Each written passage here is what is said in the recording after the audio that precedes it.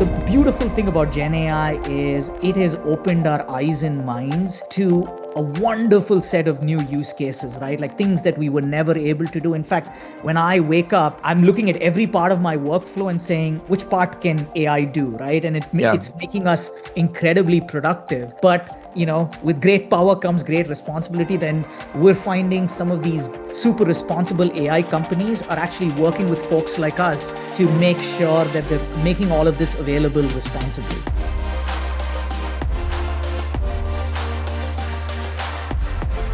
Welcome to our 19th episode of Leading with Relevance. Today we have a special guest who I've known a long time, Vijay, who is, I'm going to talk a little bit about him now. But first of all, this podcast always features what I say are today's most prominent leaders, people who have been busting through the status quo, impacting both companies and community. Our goal is to interview and highlight professionals, personal journey, really, and learn about their, as Simon Sinek would say, their why. And for the listeners, hopefully you'll find some practical insights you can apply to your pathway.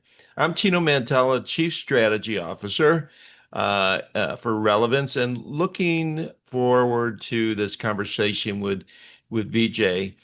You'll find this podcast on our website and also on all the social media channels. So, as I said today, I have the pleasure of introducing Vijay. Let me tell you a little bit about him. He's a graduate of RB College of Engineering with a degree in computer science and engineering. He's a PhD in computer science from Georgia Tech, undefeated football team right now. He's on the advisory board for Georgia State University's evidence-based cybersecurity research group. He was named to the Voice AI 100, recognizing 100 pioneers and leaders who have helped shape the voice of the AI industry over the past decade. He frequently speaks on phone fraud threats at technical conferences, including Black Hat and a number of others. He started his career as a software engineer at Intel. He's worked at Siemens, IBM, and Google. He holds patents in VoIP security and scalability, method and apparatus for Vijay holds patents in VoIP security and scalability, method and apparatus for autonomically regulating ratio of stateful to stateless transaction processing for increasing scalability in network and SIP servers. Since 2011, he's co-founder and CEO of Pindrop Security. You'll hear a lot about Pindrop today. Pindrop is a pioneer in voice security and authentication, has raised to date over $200 million from top-tier investors such as Google Ventures, Redpoint, Sigma, and a number of others. Company was also recently named one of Fast Company's most innovative companies. So, Vijay, great to have you today. Great to be here, Tino. It's been a long time since we actually caught up, so this is exciting that I have an opportunity to speak to you today, and Yeah, we'll get yeah, in. this can be both a podcast and a catch-up session. I know, exactly. So I always like to start out by asking you a question about your early days, kind of like what shaped you, or two or three people that most influenced the journey that you took. Yeah, so I think in my early days, it was for sure my parents. You know, it's funny, right? My mom and my dad, because my dad was part of the steel plant industry, he traveled around the country, and so he was seldom home because he was working hard, trying to provide for the family, while my mom held fort in one place because she didn't want to travel around the country. She wanted one stable home for me and my two brothers. And that was the sacrifice that they made, right? Like where Yeah. they were apart. And what I saw was, one thing is we're all thankfully blessed with the smarts. But how do you take that smarts and still work incredibly hard? That's the work ethic is something I learned from my parents, right? While mom, was a school teacher and made sure we got good grades. Dad was out there making sure, the family was well provided for. And then the humility, no matter, my dad came from a extremely humble background, where, he didn't even have shoes to play in, his cricket team, to then Wow. educating each of us, and then for each of us to then take that mantle forward. But that humility, as we started becoming more and more successful, was super important. So, the hardworking ethic and the humility was something that I got from my parents. And then, there was a gentleman called Vijayan who, was part of the compiler group of C++, and he taught us how to code. And it was incredible. It was like I mean, right now, with AI, everyone can code, Yeah. but back then you really needed to know what you were doing. And he taught us a love for computer science that was much greater than anything we learned in university or in college, and that stayed lifelong. And then finally, most recently, when I started Pindrop, this Paul Judge, who everyone Oh, in the Paul Judge. Atlanta Sure. community knows, incredible first principles thinker. So he helped shape along the way. And then the final gentleman that I have to point is probably one who's been, one of the most influential, is John Chambers, the CEO of Cisco. Yeah. And more recently, he has been an incredible mentor. And he keeps, signing off every time he writes saying friends for life. And he Wow. truly means that. He's been an incredible mentor. So I know I said a lot, but That's a lot of good I names mean, there. you stand on the shoulders of giants, Yeah. and starting with my parents, it's been an incredible set of people that I've leaned on. You talked about coding and when you learned that. How old were you when you learned how to code? So I started learning, coding when I was in ninth grade. Oh, Uh, wow.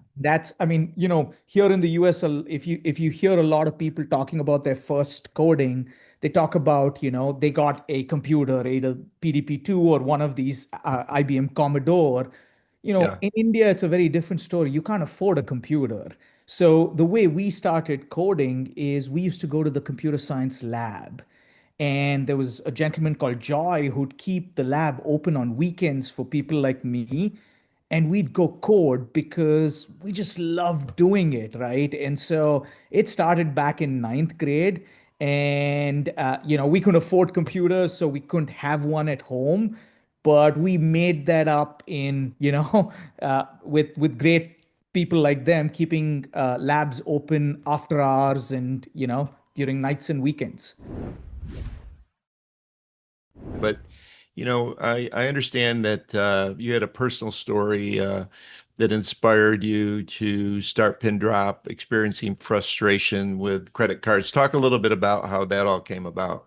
Yeah, it's crazy. So, I was starting to get more and more published. And when you get more and more published, you want to wear a suit and present in Right. conferences. And Not again, anymore, right, but like, yeah. not anymore, but, and that was the thing. And you Yeah. actually won't die in some of those cases. So Yeah. it's kind of crazy. And so now, again, right, like this is part of the immigrant story, right? Like I couldn't Yeah. afford a suit here. So, but I could for sure go back to India and buy a suit where, it wouldn't be as crazily marked up as here because it was originally made in India anyways. And Yeah. so I went to India, bought the suit, gave it for alterations. And then that night at 3 o'clock in the morning, because my bank didn't know I was in India, I get a call saying, "Hey, we want you to verify this transaction." And then I'm like, "Okay, tell me what the transaction is." And my bank asks me for my social security number. And I'm like, No, I'm not doing that." Right. So for 30 minutes, we played this cat and mouse game, each of us trying to identify each other. And I ultimately, it's 3 o'clock in the morning, so it was 3:30. I wanted to get some beauty sleep. So I was like, okay, you know what? Go ahead and cancel the transaction. It's not that important because I didn't know what the transaction Right. was. Next day, the suit company is calling me furiously all morning. I'm packing to come to the US, so I didn't pick up the phone. Again, a reason like why would you pick up a random number? And then in the afternoon, when I called them to say, "Hey, I'm ready to come pick up the suit," they said, "We stopped working on it." And then I kept trying to tell them, "Can you do the alterations? I'll come 2 hours later." They were like, "No, sorry, we can't do this anymore."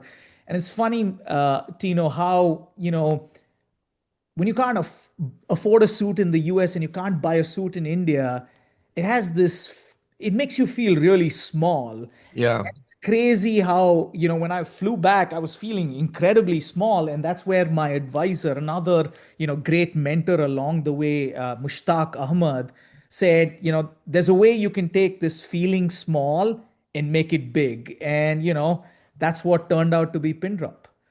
Wow, that's an interesting story. And this was developed at Georgia Tech. Talk a little bit about, how you did that. And also, I see the mention of Venture Lab and Yeah. Lineage. So I haven't heard Venture Lab in a while. I guess it's still out there, but kind of tie that into the your Yeah, response so as well. so the original paper pin drop, where we had a very small number of features. Now, there's a ton of additional stuff. There are lots of new areas we moved in, but the original research started off at Georgia Tech. It was because of this I came to my advisor and said, "What do we do about it?" And he said, "Yeah, it's crazy. The voice and phone calls have existed for a really long time, but we don't know the identity of the person on the other end, or where they're calling from, or what device they're using. So, I mean, that might be a great research area." And so we started looking at how do we do that. And, the funny thing is, if you're getting a call from your mom or your dad, you can pick up their voice because you've been hearing them all your life. Yeah, But when it's some random phone number, how do you know? And oftentimes, when my mom would call from India using Magic Jack, I'd get a Magic Jack number from New Jersey. So I'd have no clue that it was really my mom. So right. we started figuring out how do we unpeel the onion and figure out that that call is truly coming from India. It's coming from a iPhone or a Skype device or something else. And we started figuring out all of these wonderful device characteristics, which ultimately became a field of study. It's called phone printing, which is the ability to identify any device anywhere in the world by its sound signature. And that became my PhD thesis, and that's the work that we developed at Georgia Tech. And then how does Venture Lab tie into that and Yeah, to so once Lineage? we once we did that, what happened is the Pindrop paper got accepted in the number one security conference. Okay. As a result of that, we started getting calls from big banks saying, "Hey, we want to license this technology." At that point, we knew we had to, go figure out how to do that. And that's where Venture Lab came in and said, "Hey, we do this routinely for other ideas that are coming out of Georgia Tech. And we'll work with you not only to figure out how to commercialize this technology, but also figure out avenues for funding." And so they were incredibly helpful in both those areas. So now it's been around for 14 to 15 years. So you talked about how it starts more with simplicity, and now it's got all kinds of different opportunities to provide security. So maybe start out by talking about how PinTrap protects the primary users in the journey from 2011 till now. Yeah. So when we started, our focus, even though it was me getting a call, we almost immediately focused on the enterprise question because when these banks called us, they said, "Hey, Vijay, just like you didn't know it was your bank calling you, we actually don't know when Tino is calling the bank. Yeah, We can ask him a bunch of questions and we use that to determine that it's really Tino. But right. those questions, increasingly we found bad guys taking advantage of them. Fast forward to now, those questions, 92% of fraudsters know the answers to All the most of the questions. questions these organizations use, right? And Wow. so they're useless. They're completely useless. They just make you spend a bunch of time, make you feel like you're doing security theater, but they don't go anywhere. And then, you have these things called tokens or OTP, like your one-time passcodes and things like that. Those are also, 22% of fraudsters have gotten through them as well. So both of these mechanisms aren't very good. And so the first decade of Pindrop was focused on what I call the right human problem, which is when you're having a remote interaction, are you talking to the right human? Is it a bad guy? And that breaks down into two problems, which is this a fraudster calling out of West Africa? So is this a bad guy? And then is this Tino? And the answers to both of those questions are very valuable. In one case, you're shutting down fraud. In the other case, you're providing great user experience and reducing things like handle time. So that was our first decade. And then in more recently, what we've been focused on is what I call the real human problem. And this has happened because of Gen AI. So the right human problem is great, but right now, the first question you need to answer is this even human at all? Or is this a Yeah. machine?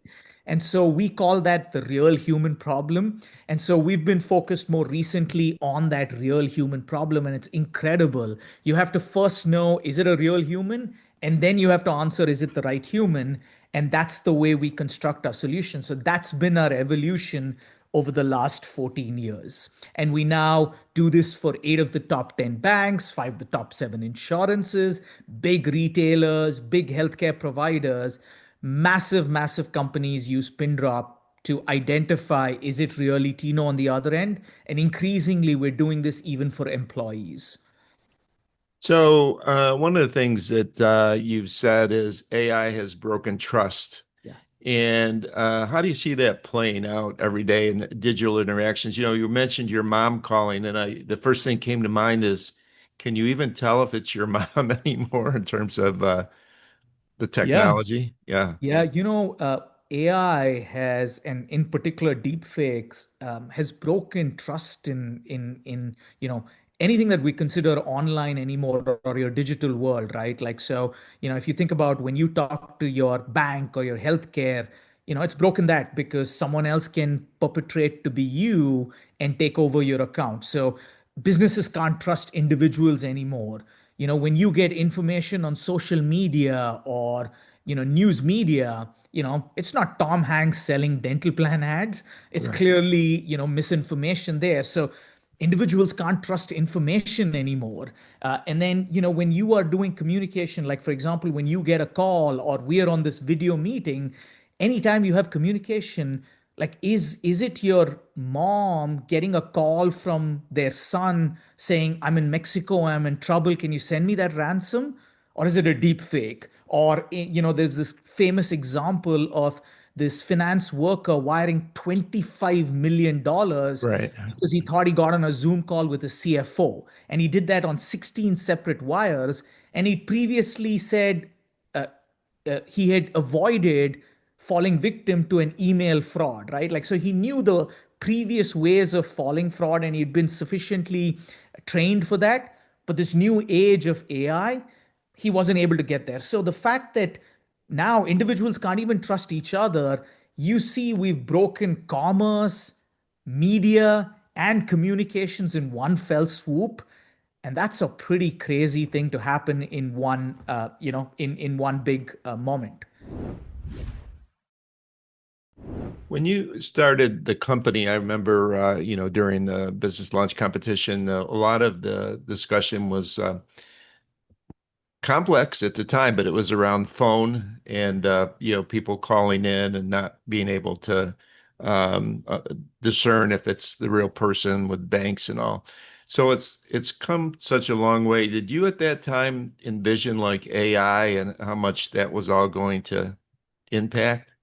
Not at all, right? Like the only thing we knew, and a lot of people would, when we were, uh, uh, talking about identifying people on the other end of a phone call, people would keep saying, but a phone call is going to die. And, our constant belief was, yeah, a phone call would die, but human voice can't. And as long as we're securing that, no matter, that it's coming on a phone call or any other way, that's where our North Star would be. And the interesting thing is, many, many years later, Alexa came out, and then, we didn't have to convince anyone that voice was going to Right. be the interface of the future. And then now with OpenAI, you now can use your voice to code and things like that, right? And so the really cool thing is we've then taken that voice and added to it video, right? Like, so anytime Okay. you have voice or video, we want to be the ones bringing security, identity, and trust into that conversation because that's how it's always been. Gen AI has just completely disrupted it. So you're still saying though, it's more secure if you can tie voice and video together. Is that kind of the direction you're taking? That is absolutely right. Because, Yeah. uh, video on its own, you can't do very many things. You can't, like, if you want to do, the 25 million wire transfer, I can't blink my eyes Yeah. twice to tell my finance worker. So voice is an important component. And what Yeah. we've found in security always is the more layers you use, the better. A great example is when you're speaking, because you're human, the way your lips move and the words you say, so your visual representation of your lips and the audio words that you're saying are tied very intricately. And a lot of deep fakes do a really poor job with this. And Okay. so you can almost immediately see a great place where humans do these things effortlessly, but a system has to try really hard to replicate that. And that's where it makes all kinds of mistakes. So you're addressing, and you said it earlier, a lot of the I'll call them vertical industries, but it seems like, and what I've read is that healthcare is maybe particularly vulnerable to deep fake, voice fraud. So talk a little bit about the health industry and what they need to be concerned about and how you're addressing support for them. Yeah, it's crazy, right? Traditionally, we have eight of the top 10 banks, and oftentimes when we see a new attack vector, it would often start with financial institutions. And, that's where we'd see, because it was the easiest route to money. And so that's where we'd see all the most prolific attacks. But it's really surprising that with deep fakes, where financial institutions, 2% of all of their fraud is deep fake fraud. So it's still a small portion. With healthcare, 51% of the fraud that we're seeing, or a majority of the fraud that we're seeing, is committed by AI bots. Wow. And a little bit of this is because as financial institutions started getting more and more secure over the last decade, I think healthcare technologies didn't keep up. And so they have had like a decade of, where they've not really invested as much in security technologies. And attackers have figured out, oh, I can go to the financial institution and that's probably a easy route to money, but a hard route to get through the security. Yeah. I can go to healthcare where, now with FSAs and HSAs, there is access to money, right? Like a lot of people in their life savings accounts have like 30,000, $100,000 in those things because then it grows tax free and things like that. And the attackers are going after that. And we have healthcare organizations that are seeing 51% of their fraud being committed completely by AI bots. So, no Wow. human, the fraudsters have completely automated their fraud operations to have AI bots commit their bidding. I'm really interested in this next piece that you wrote an article in CNBC, and you said companies are risk hiring imposters who may steal data and install malware. Yeah. So how do you protect that? Yeah, it's super interesting, right? Like so, when we went from voice to video, we said, hey, let's first roll it out within Pindrop, and we had everybody in Pindrop using our video deepfake detection capabilities. And the first people who came and said, hey, we're either throwing false positives or catching something unusual was our HR team or our people operations team. And we said, okay, let's go listen to the video, see the video. And we saw the video and we came face to face with our first deep fake candidate.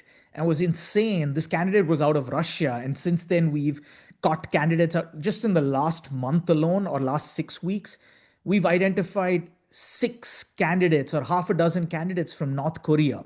Okay. So much so that what we're finding right now is one in six candidates who are applying for a job is fake. So Wow. 16.8% of candidates are fake, and one in 343 comes from North Korea. So it's a crazy, change. And, that's where, right, like these North Korean operatives made anywhere between 250 million to 600 million last year for the regime by taking up jobs in companies in the US. So it's insane. Like North Korea has figured out a way to avoid sanctions by getting IT workers to work at the Fortune 500 companies. So say a little bit more about that because I'm envisioning. I know I was reading North Korean hackers, and they seem to be the predominant group right now. Yeah, So they do an interview. yeah, They actually get hired for the job, yeah, and then they start getting paid. Is yeah. that what? That is it. They start getting paid. There's, a consultancy firm that we work with, and one of the examples they talked about is there is this small organization which has an IT team of 3 people. They figured out one of them was North Korean, and so they went on to investigate that person. Then they found out that the other 2 people in the IT team were referred by this person. So they then investigated those people. It turned out they were North Korean as well. So their entire IT team was North Korean. Oh, And jeez. then they found out that all of them were the same North Korean. So he had just referred himself and gotten 2 additional jobs, and he was earning 3 times the salary because he was that good and he was a good worker, but he Yeah. was making 3 times the salary. And the kicker is he apparently also got the referral bonuses for referring the other 2 people. So Oh, no. it's insane, right? Yeah. Like these stories that we're hearing, Yeah. because each of these North Korean IT folks have a quota to hit. It used to be $5,000, it's become $10,000, and now it's $20,000 that they need to bring back into the regime per month. Wow. So, this is a good segue into the next question around how you feel about or how Pindrop looks at ethical responsibility in AI. How do you guys spend a lot of time talking about that? Because obviously you're right in the middle of a lot of discussions around that. Yeah, no, we do. And this is where we actually work with a lot of AI folks. So we work with NVIDIA. NVIDIA, when it released its Riva text-to-speech system, they actually worked with us to make sure that you had the right security safeguards when they're releasing things like that. They're also, it's incredible, they're giving early access to a lot of the audio and video, so it's easier for us to detect things like that. But that's where, right, like we're working with the best of the best, like Yeah. NVIDIA, to understand, how do you, I mean, the beautiful thing about Gen AI is it has opened our eyes and minds to a wonderful set of new use cases, right? Like things that we were never able to do. In fact, when I wake up, I'm looking at every part of my workflow and saying, which part can AI do, right? And Yeah. it's making us incredibly productive. But with great power comes great responsibility. That's a Spider-Man quote, right? Like, Right. and that's exactly what you have, right? And we're finding some of these super responsible AI companies are actually working with folks like us to make sure that they're making all of this available responsibly. So we'll have a lot of people listening to this in the tech world and outside the tech world, but maybe talk about one voice, I'll say, slash video related innovation you think will blow our minds in the next 5 years. Yeah, one of the things that I'm starting to see is, there's the traditional, right now, a lot of these voice systems have reached human parity in understanding. So, they can understand you really well. And when they speak, they're able to speak in tons of different accents, tons of Yeah, different dialects.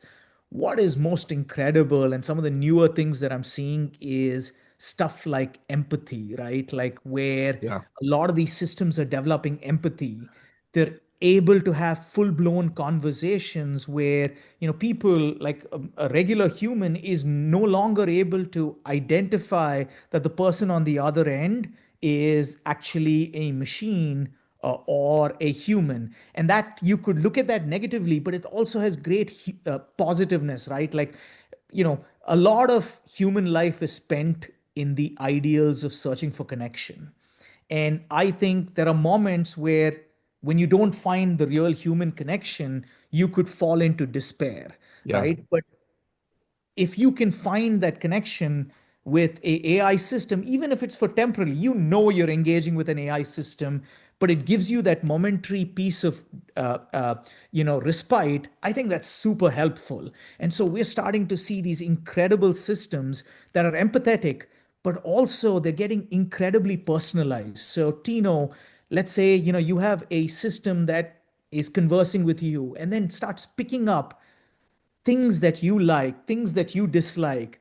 You can then start seeing a system which, if you provide the right prompts, make sure it's not sycophantic, but at the same time it can be a amazing support system for you, especially in your dark moments, right? And so Yeah. I think some of the stuff that we're seeing that blows my mind is incredible personalization, incredible human like empathy, Yeah. and doing this all at the speed of thought. So while you are thinking, systems are reacting to your thought, to inflections in your face, where they're seeing things like blood flow and realizing, oh, something that was said didn't quite land well, Wow. let me change. So you're seeing these super advanced systems both in voice and video uh, actually help with the human connection. Wow. Yeah, that's really interesting. You made me think back at the movie called Her, which in some ways kind of Yeah. tied into all that. Yeah, I think there is, you could think of a dystopian world, or Yeah. you could. I'm a perpetual optimist, Yeah. I think, there's, 20% of cases where it'll go dystopian, but 80% of cases it'll set us free. And Yeah. that's the beauty, I think, of all technology. I think it could do a lot to prevent loneliness, as you said, Yeah. I mean, empathetic. so many Yeah. people who are lonely want to see connection, like, and fraudsters take advantage of that, right? Like, and this is where, you have to have good AI to beat bad AI, and Yeah. that's what's important. But I think there's a wonderful future where you can have many of these systems scale to the 7 billion people in the world and counting, uh, Yeah. without the need for someone to feel like they're a burden on anyone else.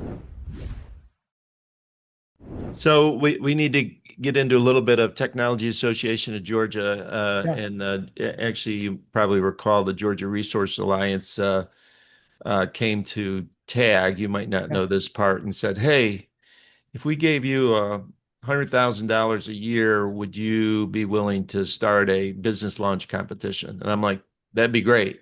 Wow. And we took the 100,000, and then we got a whole bunch of companies that also provided support beyond that. So you were one of our first winners. Yeah. And we'll talk about the $200 million that you've raised, but Yeah. TAG was one of the first 100K. So talk a little bit about what that meant and how you utilized it and Yeah. where you went from there. Yeah, this was, at the very early days. And if you remember the check from Tag, Yeah. actually didn't even say Pindrop Security. It said Teleneage, which was the old name for Ah, Pin. I didn't And remember that. so, Yeah. it's crazy, right? I still have the check. It's there in my closet because it reminds me of where we came from, right? That 100,000 went so far. It's incredible, right? Like, it's one of those things where in the early days, I remember, right? Like, the first million that we raised took us 70 meetings and 6 months to raise. The last 90 million that we raised it in 6 weeks. It's So amazing.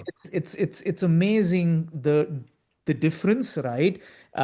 It's one of those things that in the early days the idea looks really, really rough, and so you need people who believe, who can jump on that bandwagon. I mean, there were, probably 100 or maybe even 1,000 reasons why Pindrop would never be successful. But, Tag found the one reason we would. And this is where, right, like, I also, talk about this with our team, right? Like, we always hire for people's strengths, not their Yeah. weakness, right? Like, that's the most important thing. And I think Tag did that incredibly well, right? Like, they looked at the strengths of our value proposition and said, man, if these strengths hold true, this can be an incredibly important business, and we're going to back them. And that 100,000, That first year, as a PhD researcher who didn't know the first thing about fundraising, man, it let us breathe easy and it let us get to our next milestone and the most important milestone, which is sign the first customer. Yeah. We did that. Yeah, that's exciting. That makes me feel proud that we were able to do that with you. And you Oh, did you a were great a job. Yeah, Or Tino, I something. can't thank you enough. You were a huge part of that initial journey. You, the tag team, Yeah, GRA, and it's one of those things, right? Like the Pindrop story has a lot of folks who leaned along the into way. it Yeah. along the way, and it wouldn't have been anything without folks such as yourself, Tag, and GRA. Well, thank you. So let's shift gears a little bit because this is leading with relevance, and we always like to talk about the leaders' skills. And so I want to ask you a few questions along those lines. So, how would you define your leadership style, Yeah. and can you reflect on key lessons from your early career and how that shaped your leadership approach? Yeah, so I am an incredibly technical, incredibly detail-oriented leader, right? And so, one of those things that's helped us a lot in terms of, when you're trying to create a new market.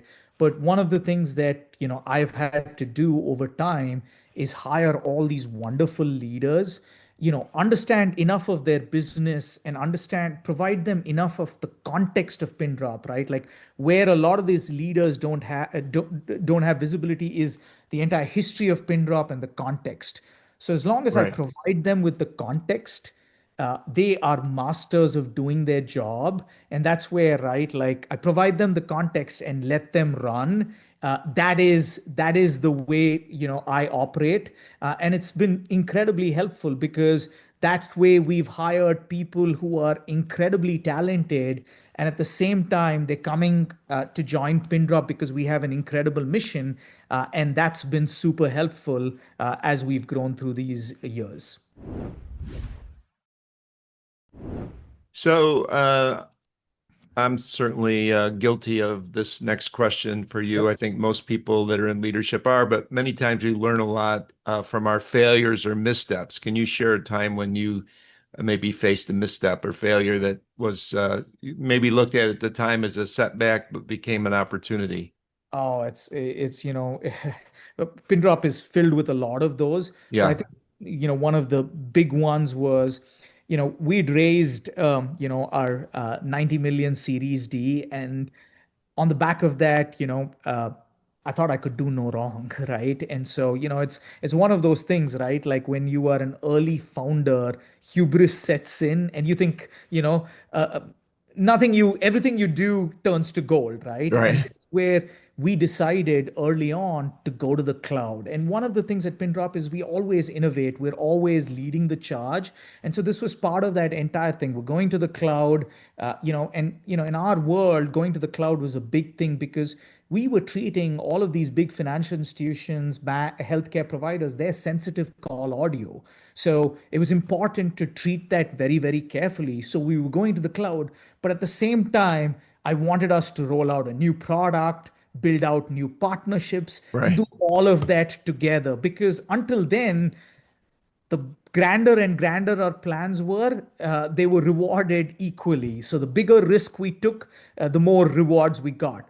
But this is where, right, like execution matters a Yeah. lot, and just having an idea is not important. So what happened is we did that transition poorly, so much so that at one point in time we had incredible amounts of customer churn. Now our customer churn is north of is less than 5%, right? Like Wow. we have a gross dollar retention well north of 95%. But that wasn't the case during this transition, and as a result, we had to change the organization. We had to let go of people in certain departments as high as 30% of the department, right? And so it was painful, right? Like I walked everyone that I let go to the elevator, and this was before Wow. pre-COVID. It was insane, right? Like it was you know, that was when I learned that ideas are great, but execution trumps ideas Yeah. always, right? And that's where planning, as you become bigger and bigger, you need to plan more. We have, much more detailed planning. We're often trying to figure out, okay, where else do we need to make sure there is more alignment, there's more cross-functional collaboration, there's more clarity on our path forward before we head, into an innovative new area. So you've been in the role has evolved a lot from the days of getting a tag check, but looks about 24 years, is that right? Since Yeah. 2011. Not So, 24, 14. oh, wait, Yeah. 2011, 14 years. Yeah. Yeah, Yeah. Yeah. Yeah. my math. Yeah. So with that, kind of what's next for you? What's the evolution of the company, your evolution? Yeah, so I think, every time there's a big transformation, like, when computers came out, there was a big security company that came out of that, right? It was the antivirus companies. Yeah, When the internet came out, big security companies that did firewalls like Palo Alto Networks and Checkpoint became security standards. When cloud became big, cloud security companies like Zscaler and CrowdStrike became big. With Gen AI, I think Gen AI has blurred the line between what it is to be human and what it is to be a machine. yeah, And I think the company that unblurs that line is going to be the next big security company. And I'd love for that to be Pindrop. And so yeah. that is what's next for us to become that next big security company that is built on the backs of this massive Gen AI transformation. Yeah, I love that. It's a great North Star for you guys. Yeah. So that's very motivational. So Yeah. one last question that I always like to ask last is if you could leave the listeners, and for you, I think I'd like to frame it as, Yeah. young entrepreneurs looking to build their company. What advice, if you had one piece of advice for them, what would it be?